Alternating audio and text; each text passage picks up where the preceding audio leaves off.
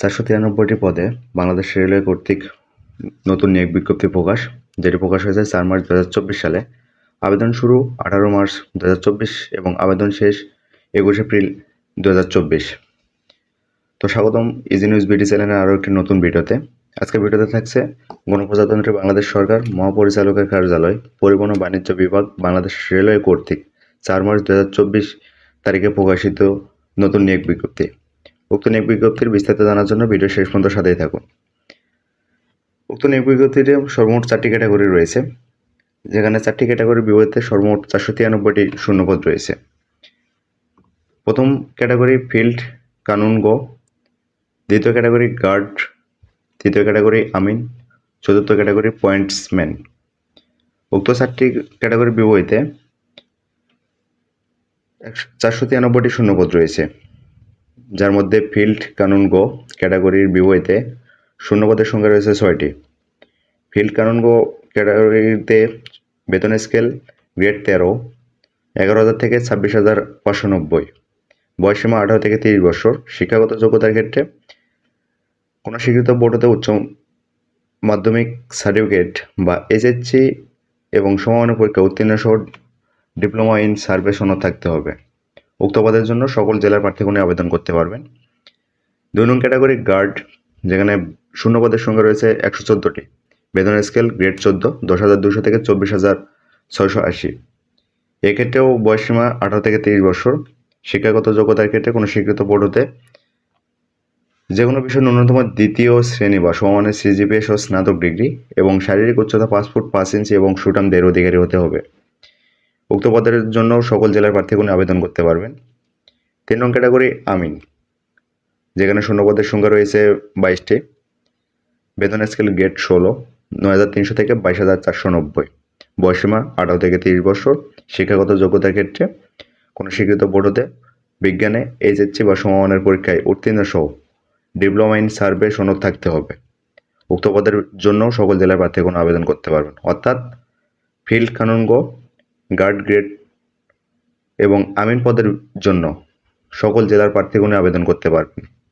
4 নং category pointsman, যেখানে সর্বোচ্চ শূন্যপদের সংখ্যা রয়েছে 351টি, যার বেতন স্কেল গ্রেড 18, 8,800 থেকে 21,310, বয়সসীমা 18 থেকে 30 বছর এবং শিক্ষাগত যোগ্যতার ক্ষেত্রে কোনো স্বীকৃত শিক্ষা বোর্ড হতে ন্যূনতম এইচএসসি বা সমমানের পরীক্ষায় উত্তীর্ণ সহ সুঠামদের অধিকারী হতে হবে।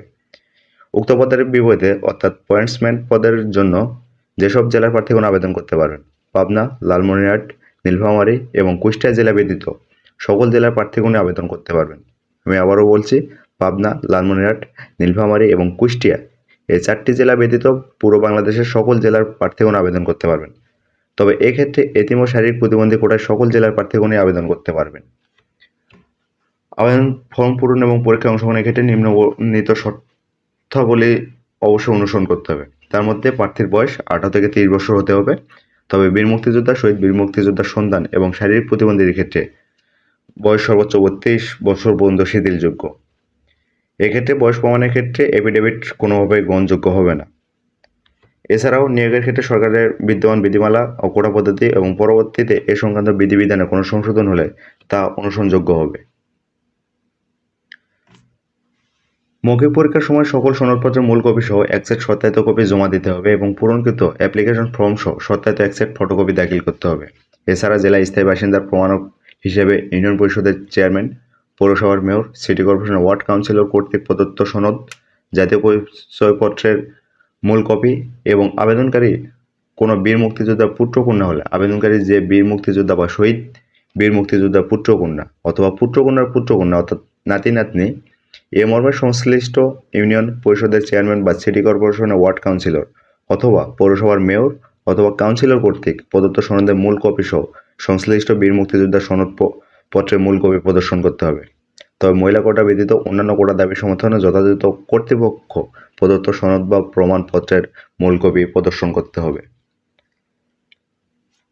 এছাড়াও প্রার্থী কোনো রেলওয়ে কর্মচারী পোষ্যত্ব বাংলাদেশের রেলওয়ের স্থায়ী পদে ন্যূনতম 20 বছর চাকরি সম্পন্ন হয়েছে এরূপ কর্মরত বা অবসরপ্রাপ্ত, সেটা জীবিত অথবা মৃত হতে পারে, কর্মচারীর সন্তান ও বিধবা স্ত্রী হলে সেক্ষেত্রে আবেদনকারীর সাথে কর্মরত বা অবসরপ্রাপ্ত সম্পর্ক উল্লেখপূর্বক নিয়ন্ত্রণকারী কর্মকর্তা কর্তৃক স্বাক্ষরিত এবং বিভাগীয় প্রধানের প্রতি স্বাক্ষর সহ প্রত্যয়নপত্র এবং পোষ্য সংক্রান্ত প্রমাণক দাখিল করতে হবে।